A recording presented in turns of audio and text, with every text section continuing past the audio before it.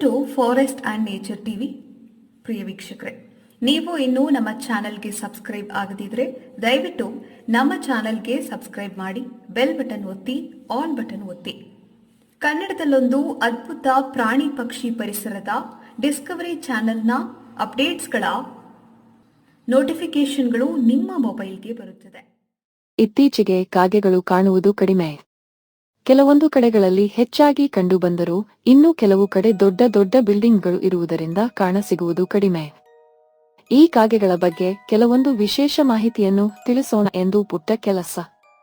ಬನ್ನಿ ಅದೇನೆಂದು ತಿಳಿಯೋಣ.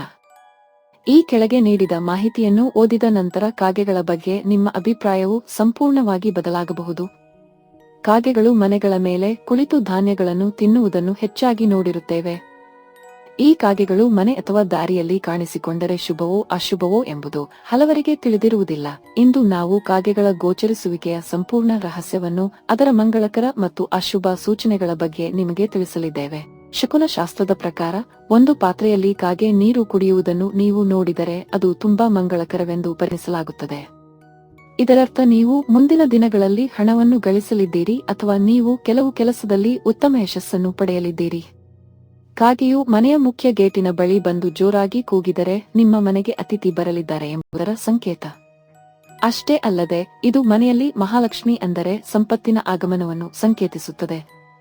ಕಾಗೆಯು ಆಹಾರದ ತುಂಡನ್ನು ಅಥವಾ ರೊಟ್ಟಿಯನ್ನು ಬಾಯಿಯಲ್ಲಿ ಇಟ್ಟುಕೊಂಡು ಕುಳಿತುಕೊಳ್ಳುವುದನ್ನು ಅಥವಾ ಹಾರುವುದನ್ನು ನೀವು ನೋಡಿದರೆ ಅದನ್ನು ಸಹ ಒಳ್ಳೆಯದು ಎಂದು ಪರಿಗಣಿಸಲಾಗುತ್ತದೆ.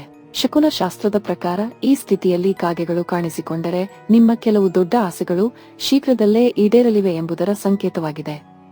ಬೆಳಗಿನ ಜಾವ ಕಾಗೆಯು ಬಂದು ಯಾರ ಪಾದ ಮುಟ್ಟುತ್ತದೆಯೋ ಅದು ಅತ್ಯಂತ ಮಂಗಳಕರವೆಂದು ಪರಿಗಣಿಸಲಾಗುತ್ತದೆ. ಸಮಾಜದಲ್ಲಿ ಆ ವ್ಯಕ್ತಿಯ ಪ್ರತಿಷ್ಠೆ ಹೆಚ್ಚುತ್ತಿದೆ ಎಂದರ್ಥ. ಕಾಗೆಗಳು ಇಂದು ಮನೆಗಳ ಮೇಲ್ಚಾವಣಿಯ ಮೇಲೆ ಬಂದು ಗಲಾಟೆ ಮಾಡುವ ಅಥವಾ ತಮ್ಮಲ್ಲೇ ಹೊಡೆದಾಡಿಕೊಳ್ಳುವ ದೃಶ್ಯವನ್ನು ನೀವು ಅನೇಕ ಬಾರಿ ನೋಡಿರಬಹುದು. ಶಕುನ ಶಾಸ್ತ್ರದ ಪ್ರಕಾರ ಹಾಗೆ ಮಾಡುವುದು ಅಶುಭವೆಂದು ಪರಿಗಣಿಸಲಾಗಿದೆ.